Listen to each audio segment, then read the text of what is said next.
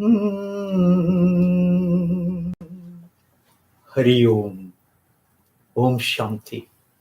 Greetings to all the spiritual seekers. Let's chant a few shlokas from Bhagavad Gita which have relevance to the universal karmic law that Lord Krishna came up with. According to Lord Krishna, Vedas, Upanishads, no one can escape the karmic law. One has to experience the consequences of one's own karmas through many number of janmas, unless and until one is freed forever, one is liberated forever, one has to be qualified to be liberated and serving at the lotus feet of the Lord. That's what is the main goal of being born as a human being. So in this divine session, let's chant a few shlokas and what we can derive, the wisdom, the knowledge we can derive from those stanzas uttered by Lord Krishna, and how we can adapt to our day-to-day life to make ourselves better, elevate our Atman energies, to realize ourselves and reaching that ultimate goal of true peace and bliss.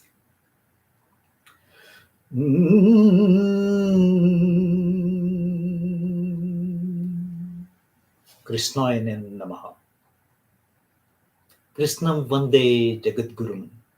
Before we start today's divine production, using a few shlokas and deriving wisdom from those stanzas and adapting to our life, let's pray to Bhagavad Gita, the mother of wisdom, the mother of non-duality principle, teaching only the oneness, no duality.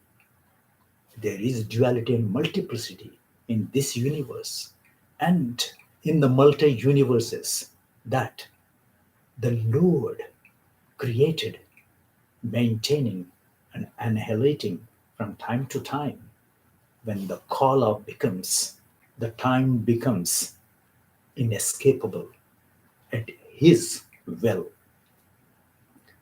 So let's meditate on Bhagavad Gita first, all of us. Parthaya pratibodhitam Bhagavata Narayanena Swayam. Parthaya pratibodhitam Bhagavata Narayanena Swayam. Vyasena grathitam Purana muninam madhye Mahabharatam. Vyasena grathitam Purana munina madhye Mahabharatam. Advaitamrutavarshini Bhagavatim Astadashadhyayini. Advaitamrutavarshini Bhagavatim Astadashadhyayini. Amba Tvam Anusandadhami. Bhagavad Gita Bhavadveshini. Bhagavad Gita Bhavadveshini.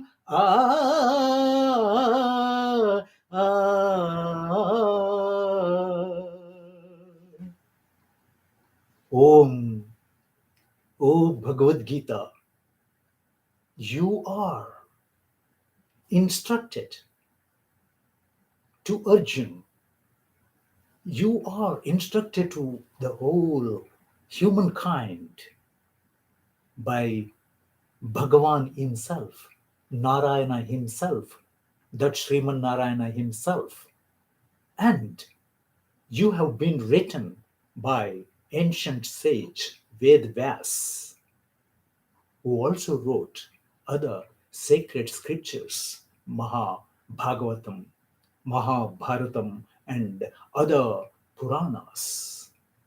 He put together everything into 4 Vedas, and then Upanishads, and then Bhagavad Gita, spoken by Lord himself, but written later on by Ved Vyas. You contain 18 chapters, 18 yogas, in order for you to realize your true nature right in your Bhrukuti, and then realize the tattva, the satya, the truth about the Lord, the Paramatman, right in your Sahasrara chakra. You actually shower the nectar of wisdom into Arjuna's mouth and into the mouths of who are interested in getting realized, getting that enlightenment. You are the one who can liberate all of us by making us realize, by making us elevate our own Atman energies, and then finally realizing that Paramatman. Oh Bhagavad Gita, we meditate upon you. We seek your blessings. Hari Om.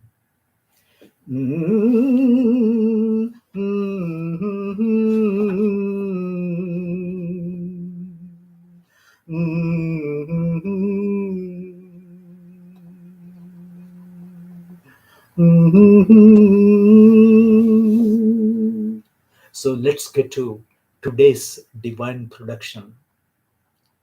What are we going to say from today's stanzas? What can we learn?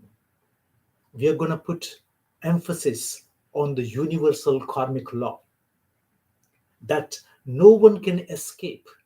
Even Narayana, when he descended in many a number of avatars, many a number of incarnations, he could not even escape. He was subjected to the same karmic law.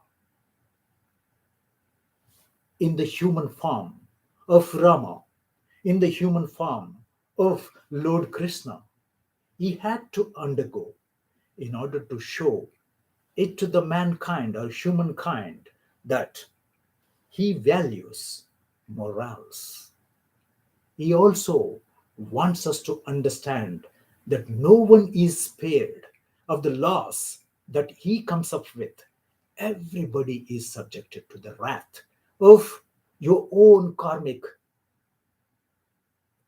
actions and the results.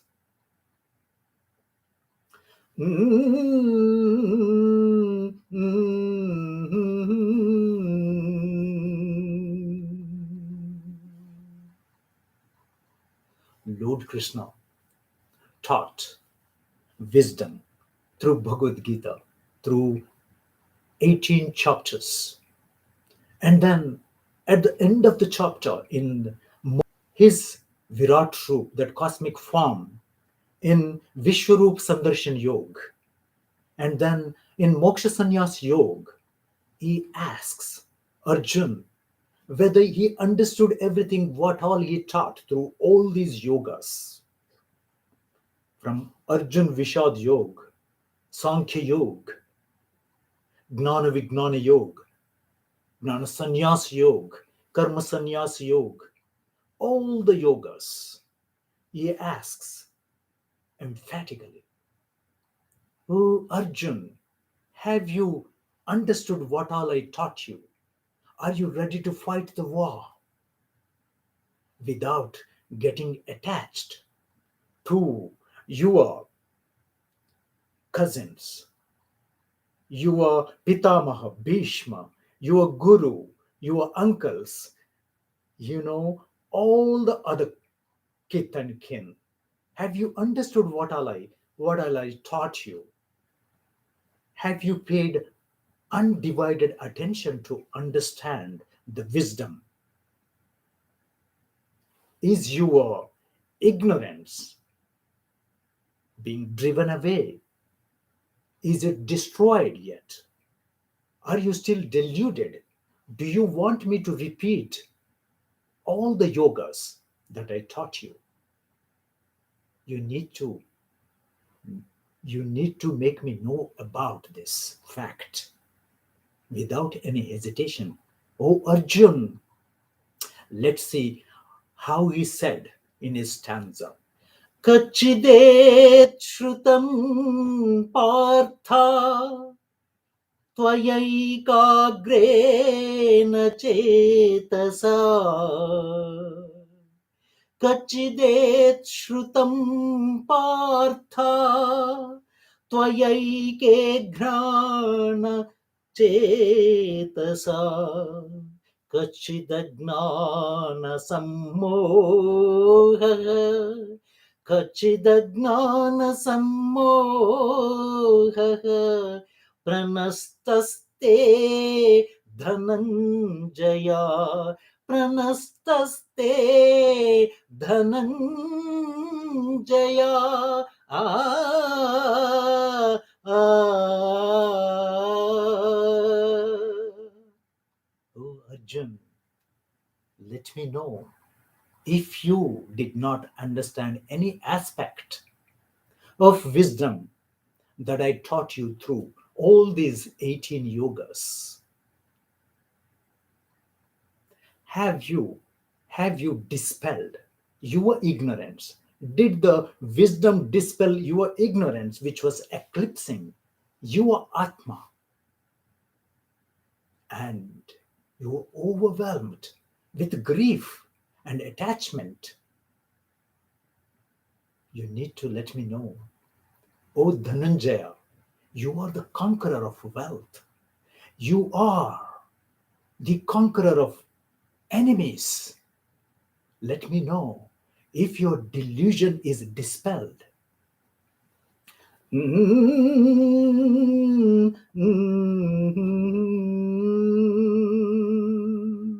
an answer, Arjun responds through this stanza.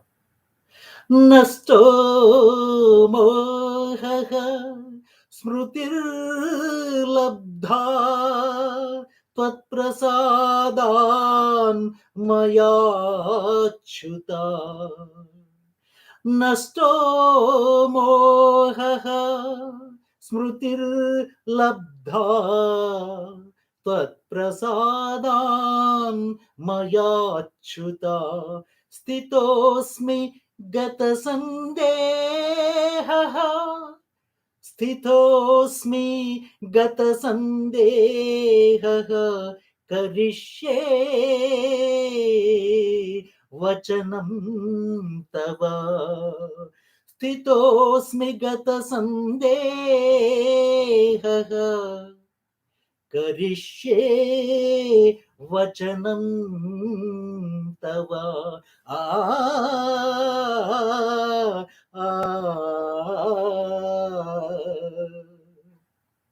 Oh, infallible one, oh Lord, without any spot, oh pure one, oh Anagha,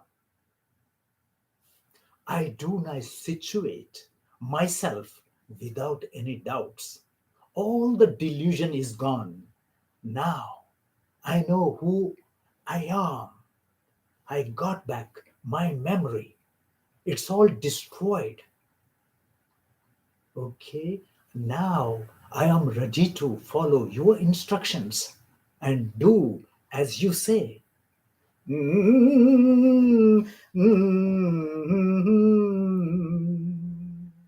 Herein Arjun addresses Lord Krishna as Mayachyuta, oh my Achyuta, that means, oh pure one, oh spotless one, oh infallible one, oh Niranjan.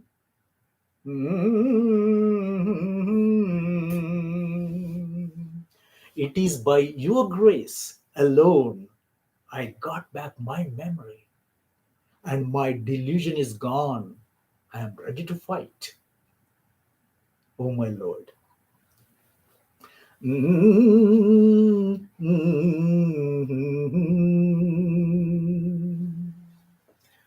So let's talk about when Lord Krishna was born.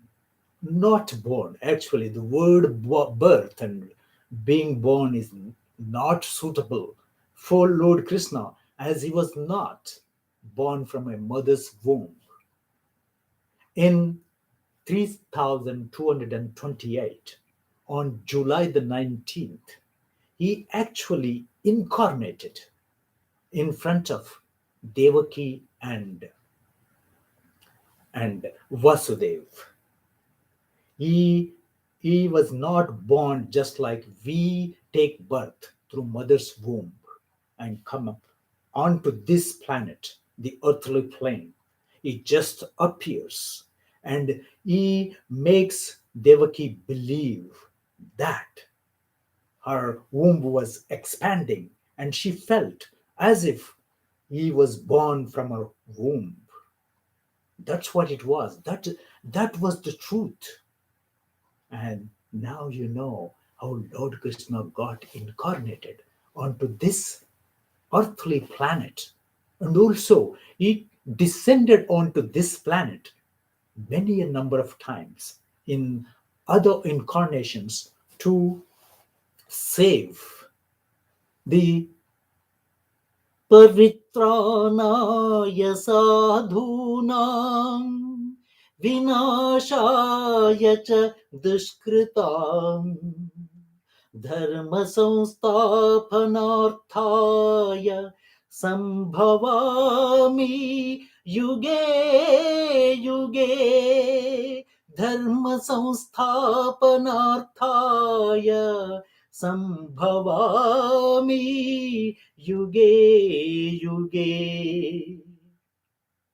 Lord Krishna through Lord Vishnu got incarnated a number of times to save the planet, to save the good people, to protect them, and to punish the miscreants and re-establish that righteousness on the planet for all the humankind to live happily.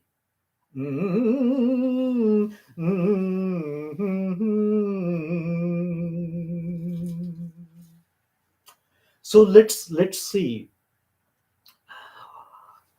Now we came to know when Lord Krishna was born.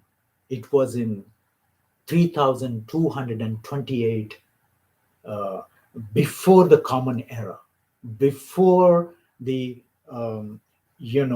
Jesus Christ was born. Okay, so it is believed, and also through many scriptures, it is known that Lord Krishna lived for 125 years, and some scriptures say 120 years. According to the dates that I collected, he lived for 120 years. And then you see, as the karmic law applies to each and everyone on this earthly plane, nobody can escape. Not even Narayana, that Sriman Narayana, could escape the fate, the karmic law, and the curse, etc. We'll get to that, why we are talking about a curse. Okay, so herein, let's see, Lord Krishna actually left his body in 3102. Okay, and herein on a Friday he leaves his body. Okay, after a brawl, a ferocious brawl amongst the Yadavas, due to the curse imposed, due to the curse by Gandhari. So at the end of the Kurukshetra war, she curses Lord Krishna that, "What kind of God are you? Oh Krishna, I always prayed to you. I always saw you as Lord Vishnu. And then you see what you did. Partially, partially, you sided with Pandavas, and you have had my 100 sons decimated, killed by Pandavas. I actually want to take a revenge upon you. I am not grief stricken anymore. Just like you had my sons killed, your whole Yadava clan would be killed in the same manner. You will kill each other. This is my strong curse upon you, and you cannot escape." Then Lord Krishna smiles and says, "So be it, Mata Gandhari. So be it." This karmic law applies to everyone, the universal karmic law. No one can escape. And Gandhari says that 36 years after, from today, you all will be killed. Okay, let's see what happened. Let's see what happened and how the Yadava clan was decimated in Dwaraka. Okay. So after 36 years, Lord Krishna senses this in Dwaraka, that is time to actually depart from this world and go back to Vaikuntha. And it was time for Balaram also to leave this earthly plane and then take the position of that Adishesha, which served as a bed to Lord Vishnu in that Kshirasaga, okay, the ocean of milk. So herein it starts this way. You know Kritavarma and Satyaki. So when it was time, Lord Krishna declares that all the Yadavas, they have to go on a pilgrimage. So everybody goes on a pilgrimage, and there they assemble um, at the seashore, and then they start drinking and then behaving very in a bad way. All of them, they were merrymaking. And then Satyaki actually finds Kritavama, and it's him saying that you sided with Kauravas. How come? And then you actually helped Ashwatthama kill the sleeping princess, the sons of Pandavas. You did a blunder. Then Satyaki actually beheads Kritavama, and then Kritavarma's friends, they take the chance and pounce upon Satyaki and kill him. And all the Yadavas, they were inebriated, they were drunk, they were merrymaking, and due to this shrap, the curse of Gandhari, they pick up actually the clubs that were there in the form of like seaweed, like blades of grass on the seashore. So each one, they pick up the club, the iron club, and then whack each other to death.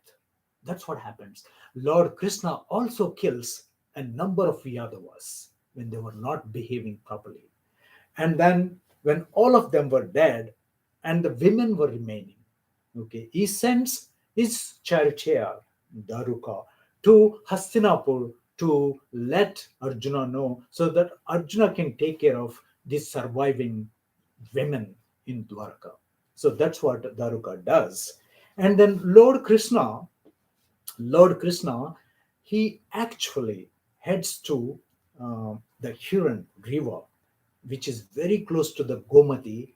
The Gomati actually, it confluences in Arabian Sea in the western Gujarat. So on the banks of Hiran, surrounded by huge trees and bushes, lot of greenery, and Lord Krishna wanted to take rest and go into deep highest meditation there, um, on that afternoon.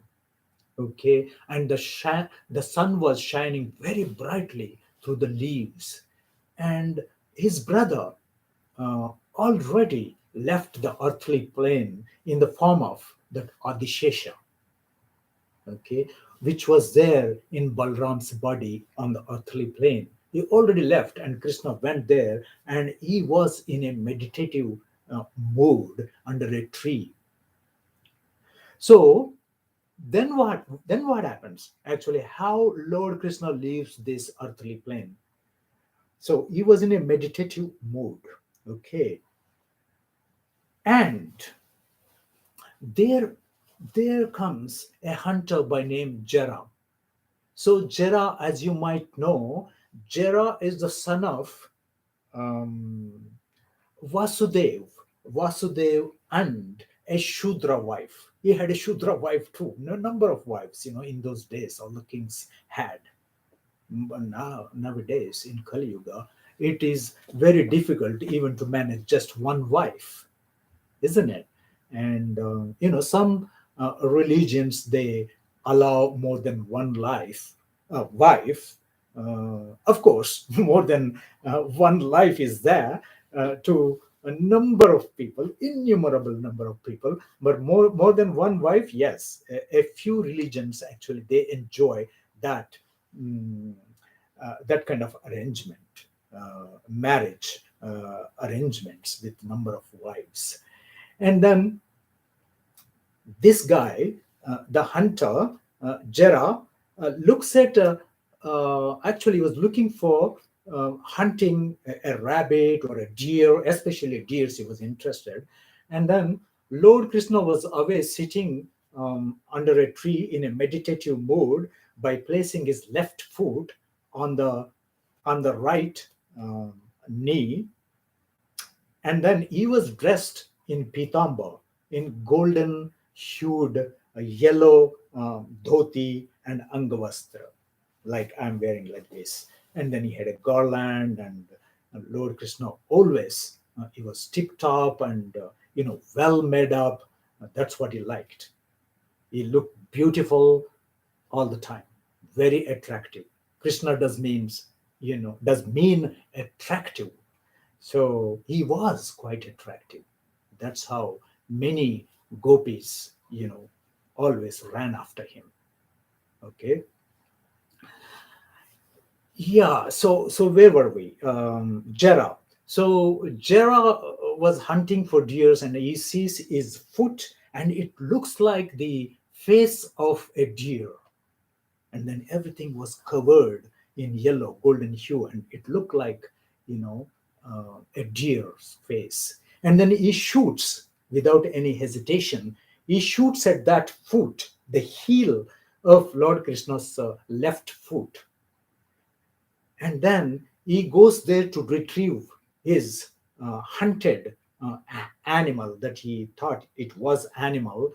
And then all of a sudden, when he approaches Lord Krishna was in the form of Chaturbhuj, Vishnu form.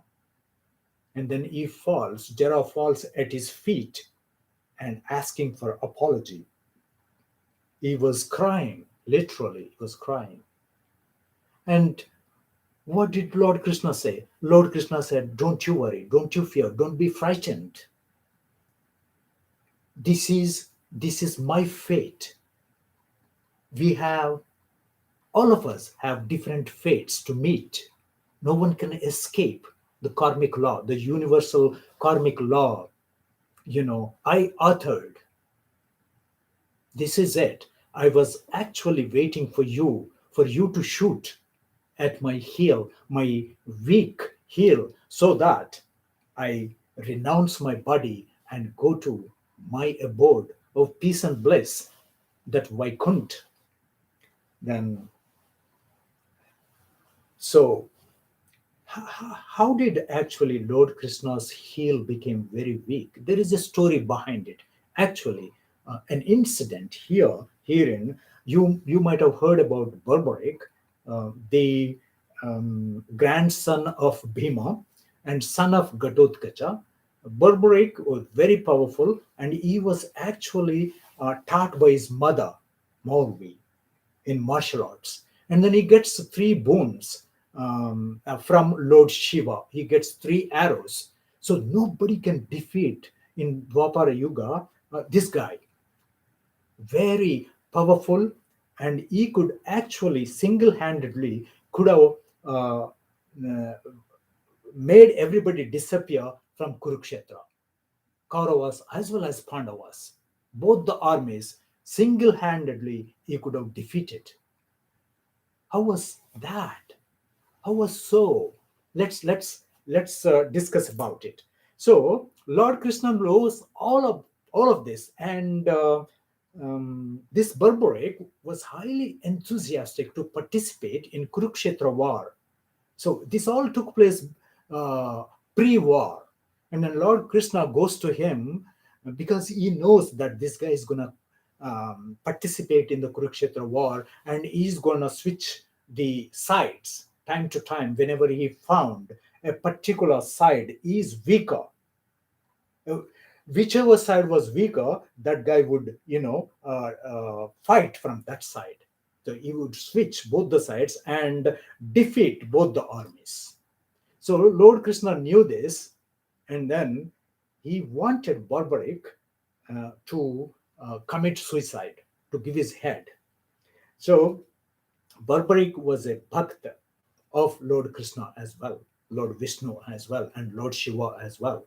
And then uh, he asks Berberik, okay, you can participate, but I would like to see your ability to defeat enemies. How can you do it?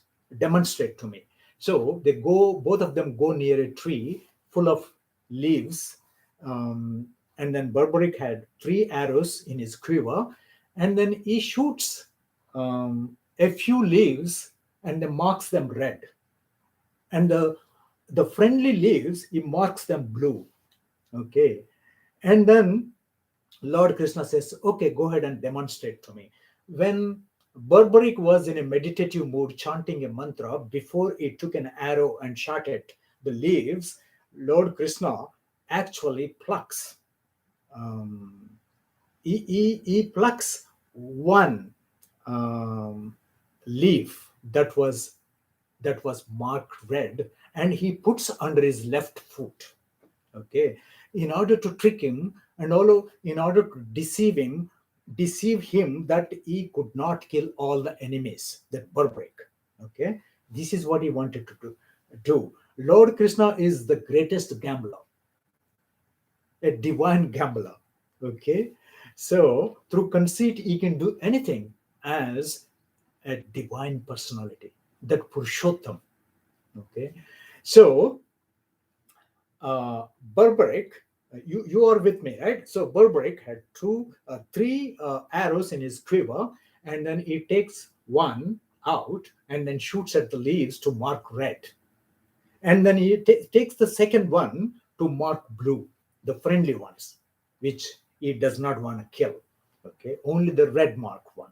So he takes the third arrow from his quiver, and then he he shoots at all the red marked ones, and they fall off. Okay, he makes hole in each one of them, and you see Lord Krishna hid one red marked leaf under his left foot, right?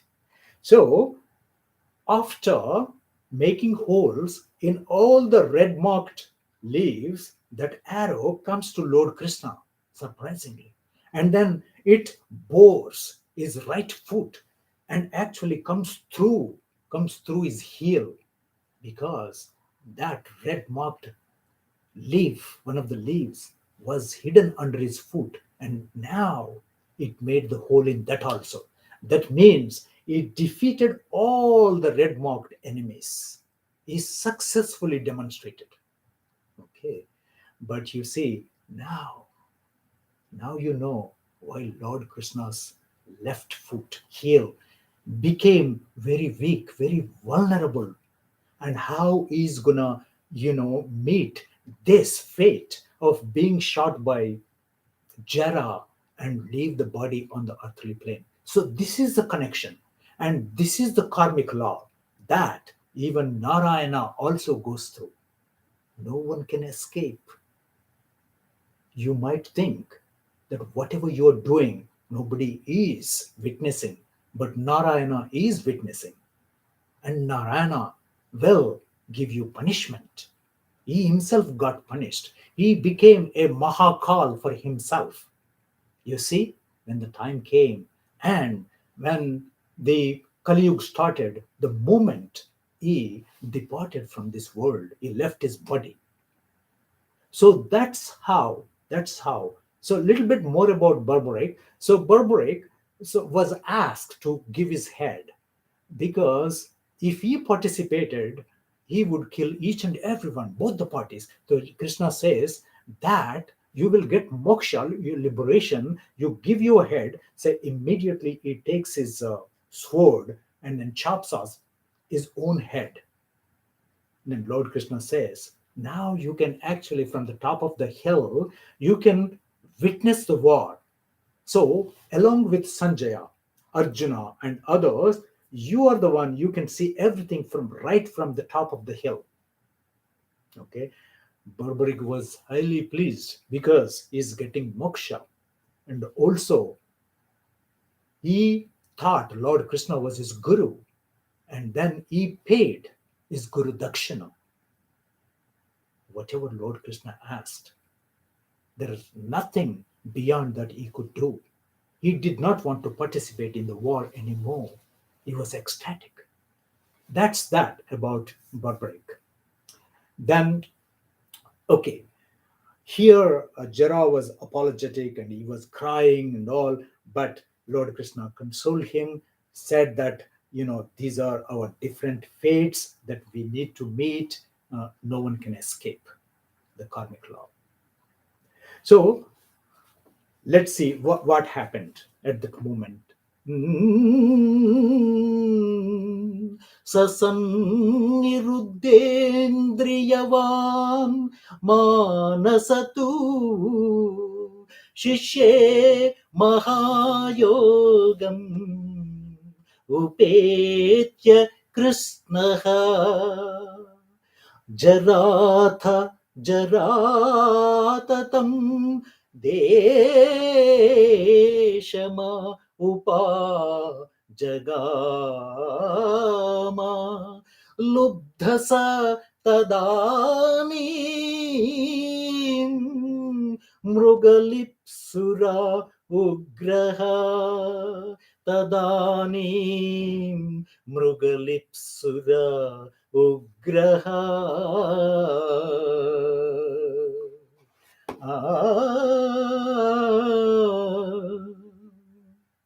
Sakeshavam Yoga Yuktam Shayanam Sakeshavam Yoga Yuktam Shayanam Mrugashanki Lubdhakaha Sayakena Jara Vidyata Pada Padatale Tavaravamsa Tam Chabitasa Taja Jigrukshura Jagama Chabhitasa Taja Jigrukshura Jagama Atha Pashyata Purusham Yoga Yuktam Pitambaram Lubdako Aneka Bahum Lubdako Aneka Bahum Matvatmanam aparadham. Matvatmanam aparadham. Satasya jagraha padau shirasa chartarupaha. Ashvasayatatam Mahatma Tadanim Gachanna Urdhvam Rodasi Vyapya Lakshmya Ah,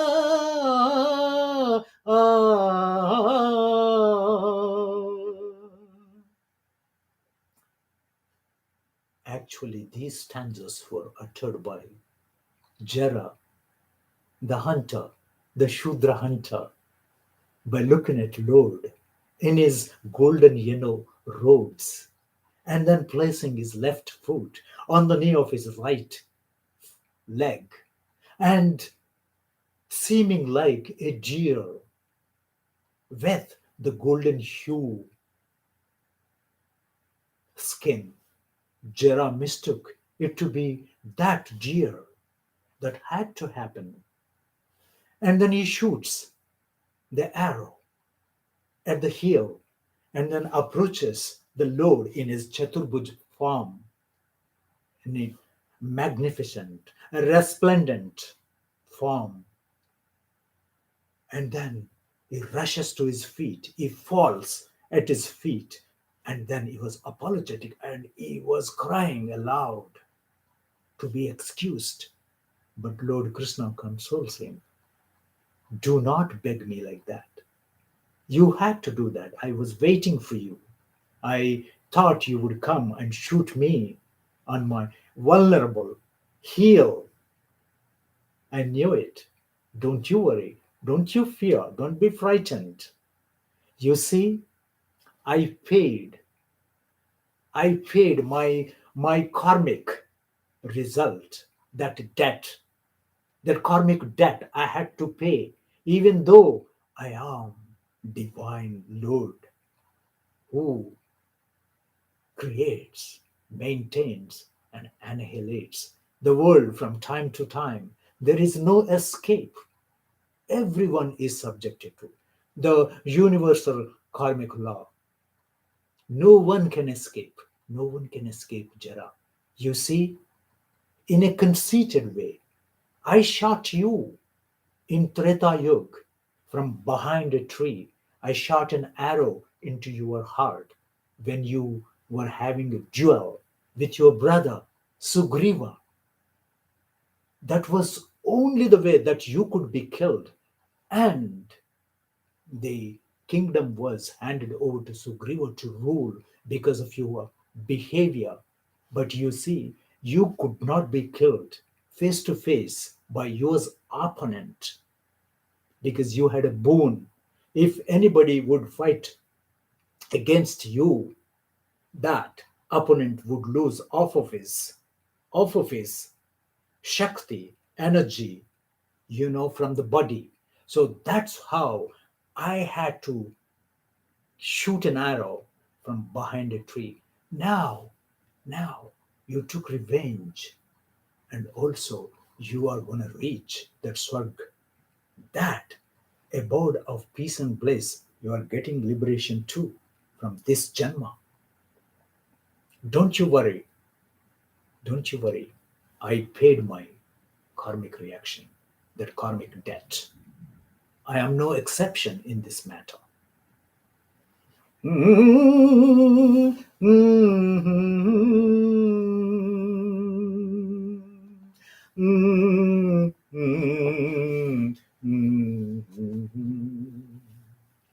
Have you heard about Achilles' foot? Achilles was a prince in the Trojan War, and he was actually shot by another prince. Same hill of Achilles. See, that's how it is also known as Achilles' feet, Achilles' foot. of Lord Krishna, the very highly vulnerable foot, very weak, to give in or get defeated or get killed in order to renounce the body. So the person who shot Achilles at the time, his name was Paris. That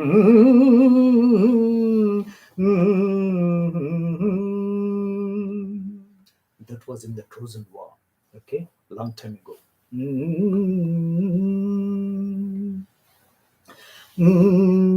So now you know how Lord Krishna left the western region of India, that place where the Gomati River confluenced with the Arabian Sea, and how Kali Yuga started from that day, and then how Arjuna came back to Dwaraka, and then it took all the women, um, the abandoned women, because all the Yadavas, they whacked each other with the clubs, iron clubs, under the curse of Gandhari and Durvasa Mahamuni. Okay, so Durvasa Mahamuni was, um, along with Vishwamitra, Narada, and Vashishta, when they were visiting Lord Krishna, Lord Krishna's son Samba plays a trick on him.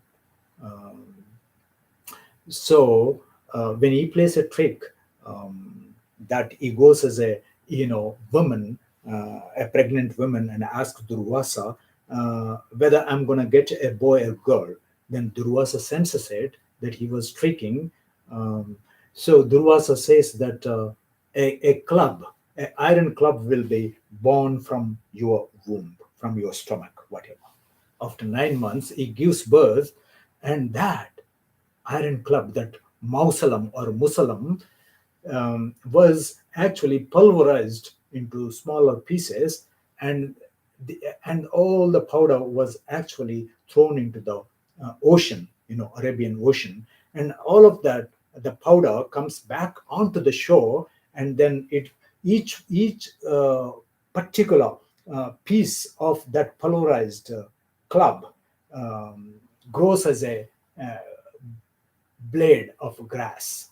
Okay, that's how they became the clubs in the hands of Yadavas.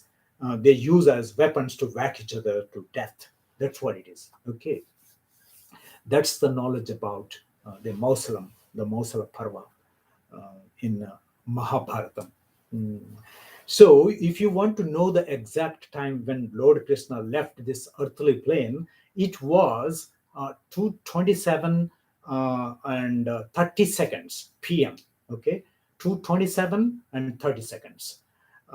2 hours, 27 minutes and 30 seconds p.m. on the 18th February, 3102, I think. Yes.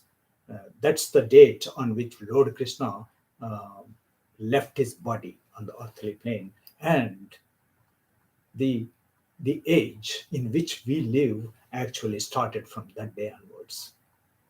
Okay, now it's been um, it's been more than 5,000 years since the Dwapara Yuga ended. Okay.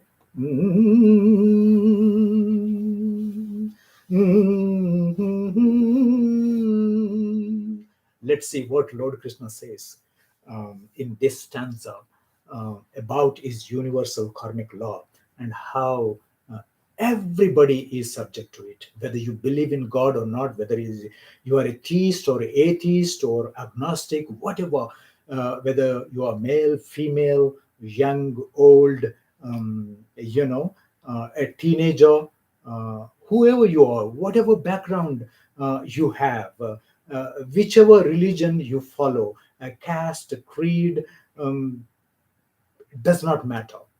He says that everyone is subject to his universal karmic law. Everybody has to follow his marg, his path. There is no escape at all. All humankind, they have to follow his authored karmic law, universal karmic law.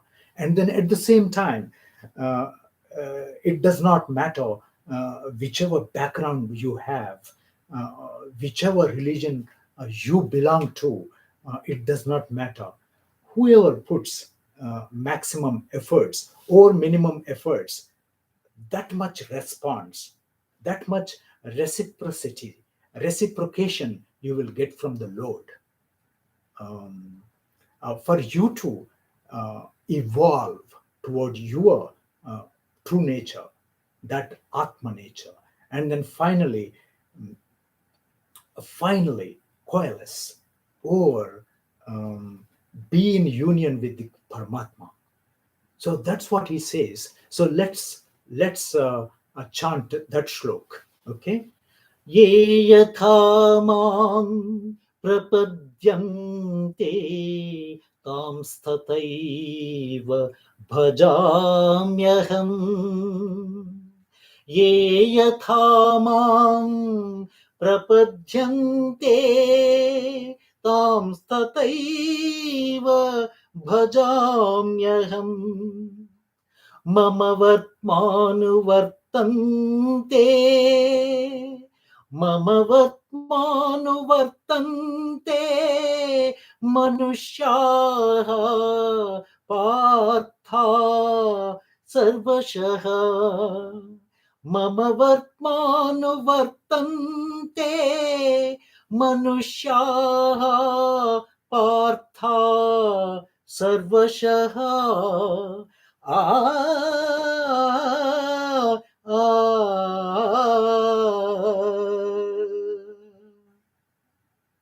You need to surrender to me. However, you surrender, that much reciprocation you get from me. I protect you. You need to tread my path. There is no escape. All human beings, they have to tread my path. They have to follow my path. But you see, however much effort you put, that much reciprocity you get from me. Let's see what he said exactly in his own words, of course, in English.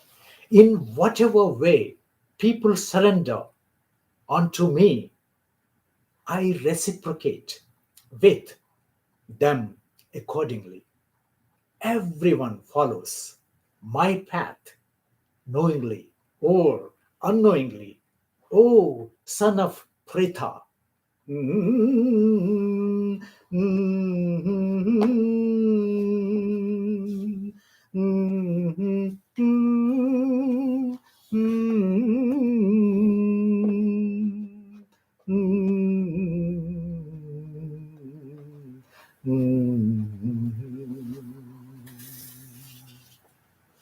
Hari Om. Om Shanti. I hope that you learned something from this divine session about Lord Krishna and the universal karmic law that we all have to follow. There is no escape according to him. He could not even escape being the Lord of the universe, the cosmos, the multi universe. He himself creates, maintains, and annihilates. He himself becomes that Mahakal to all of us. And also, he became a Mahakal to himself in the human form.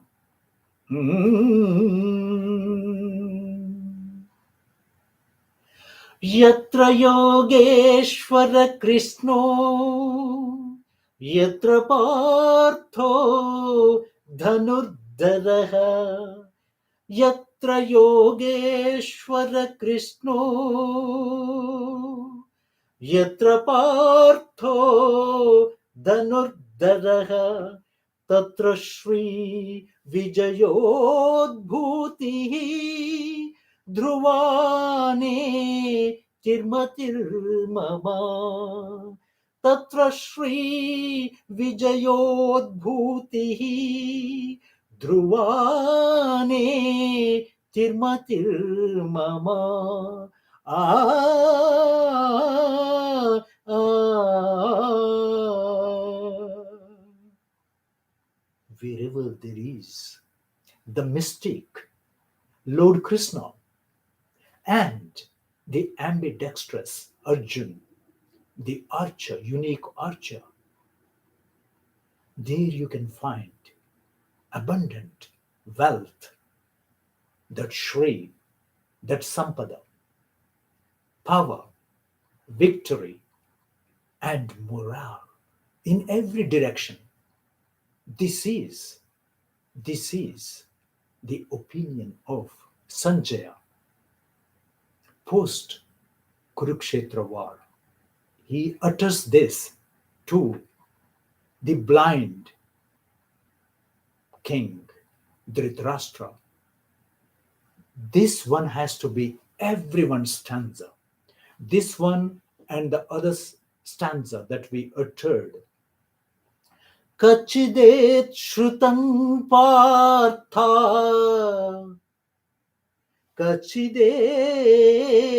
shrutam partha, tvayaikarena chetasa. We all need to pay undivided attention in order to get the wisdom from Gita, Bhagavad Gita, taught by Lord Krishna himself, instructed to Arjuna in the form of nectar, milked into his mouth.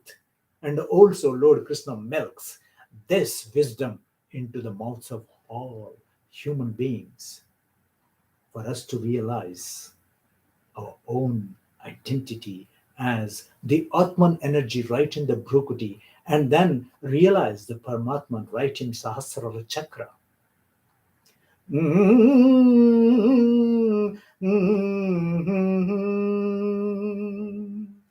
Hari Om, Om Shanti, Krishnam Vande Jagadgurum, Govindaya Namaha, Govardhanaya Namaha, Aniruddhaya Namaha, Pradyumnaya Namaha, Upendraya Namaha, Keshavaya Namaha.